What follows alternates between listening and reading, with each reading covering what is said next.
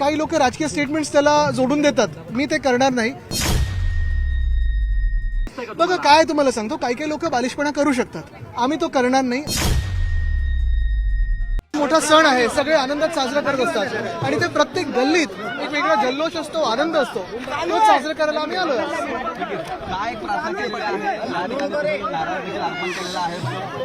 काही नाही, सुख शांती समृद्धी सगळ्यांसाठी. मला वाटतं जे आपल्या मनात असतं ते देव ओळखत असतो, वेगळी प्रार्थना करण्याची गरज नसते. आदित्यजी, आज मुख्यमंत्री देवेंद्र फडणवीस यांनी असं सांगितलं आहे की मराठी शिकण्यासाठी त्यांना एका वर्षाची जी मुदत आहे ती देण्यात आलेली आहे. कुठेतरी सरकार आता परत बॅकफूटवर. मला वाटतं हे मुख्यमंत्री आणि त्यांची पॉलिसी त्यांनीच पहिलं स्पष्टीकरण द्यावं. आता मी त्याच्यावर काही बोलणार नाही, पण एक महत्वाचं आहे की आपण पाहतोय महाराष्ट्रात जे उद्योगधंदे आहेत ते त्यांचे हाल काय आहेत. साधारणपणे MIDC मध्ये आपण पाहतो जिथे मराठी कामगार असतील किंवा बाहेरचे असतील, पण इथून रोजगारच बाहेर जायला लागला तर इतर कोणाला काय बोलायचं. काल पण MIDC जे होतो आम्ही लोटेला, आपण पाहिली असेल परिस्थिती काय होती. आणि मला वाटतं आज इथे मी राजकारण जास्ती बोलणार नाही.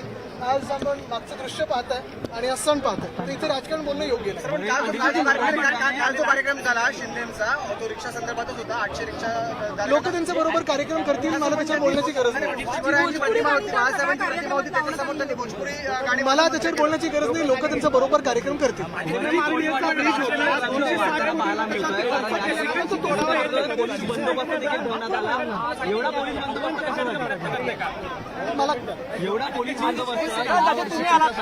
दरवर्षी असतो. मला वाटतं आपण पाहता की आज सणासाठी वेगळे वेगळे राजकीय नेते पण येतील, आमचा कोळीवाडा पाहून जातील, काय काय कामं केले ते पण पाहतील.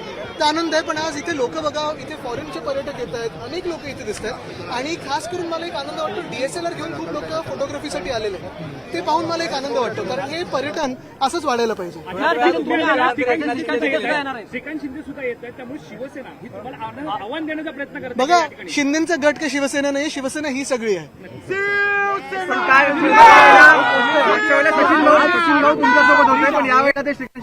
आमचा नाद चांगला चालू आहे.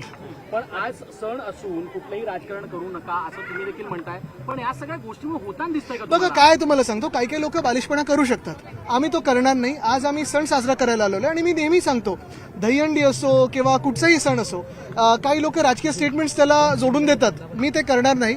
आज आम्ही सण साजरा करायला आलेलो. नारळी पौर्णिमा आज आम्ही तसं नारळ इथे वाढलेलं आहे.